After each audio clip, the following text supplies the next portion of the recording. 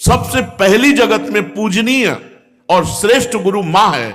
इसलिए उन दुर्बुद्धि, उन दुराचारी, उन नरकगामी पुरुषों की क्या बात करें जो अपने मां के ऊपर हाथ उठा देते हैं, जो अपने मां को कटुवचन कहते हैं। मां जैसा 9 महीने गर्भ में रखा, इसके बाद हमारा कितने वर्षों तक मलमूत्र फेंकती रही, अपने रक्त को दूध बनाकर हमें पिलाकर पोषण करती रही। उस मां का जब सेवा करने का अवसर आता है, अनाथ आश्रम भेजा।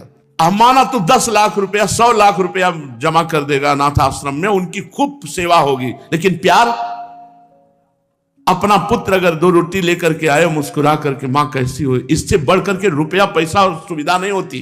प्यार कौन देगा? तुम बच्चे थे, तुम्हें अनाथ आश्रम में भेज जाती, जाकर के पैसा जमा कर देती, तेरा हालत क्या होता। आज जब मां की सेवा का अवसर आया, ये जवान जवान लोग VIP बनते हैं। ये धर्म है, धर्म निश्चित अपना प्रभाव दिखाकर रहता है। तो अधर्म करोगे तो दंड मिले। सबसे पहली बात समझ लो, मां।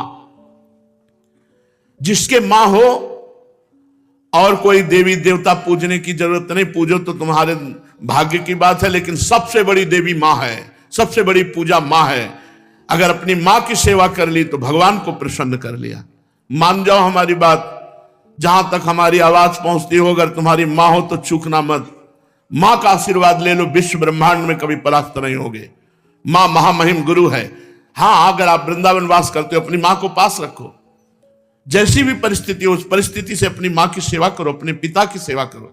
संन्यास लेने पर वो पिता सन्यासी बालक के साष्टांग दंडवत करेगा, लेकिन वो बालक अपनी मां को साष्टांग दंडवत करेगा। ये बहुत बड़ी महिमा मां की है। पूज्य बाबा कह रहे हैं, इसलिए मां को इस मनुष्य लोक में प्रथम देवता, प्रथम गुरु मानना चाहिए। मातृ देवो भव हमारा वेद कहता है, और पितृ देवो भव।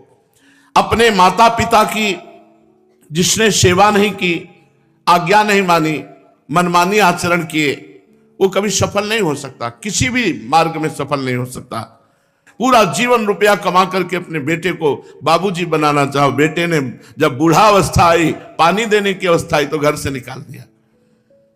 माता पिता की आराधना करना ये भगवत भक्ति है।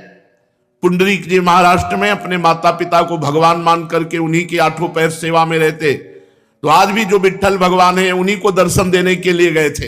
एक ईंट डाल दी, उसी ईंट में खड़े हो गए। ऐसे आज भी खड़े हैं। ऐसे कहा, जब माता पिता की सेवा पूर्ण हो जाएगी तब महाराज आपके दर्शन करेंगे। माता पिता भगवान का स्वरूप हैं। ये आज जो वातावरण बदल रहा है, बहुत गुस्सा लगती है जब देखने को मिलता है कि जवान बहू और बेटा मिलकर के बूढ़ी मां को मार रहे हैं। वो बेचारी उठ नहीं सकती, वो हिल नहीं सकती। अंतिम समय तक या तो जलोगे ऐसी जगह जहां बचाने वाला कोई नहीं होगा, या सड़ोगे।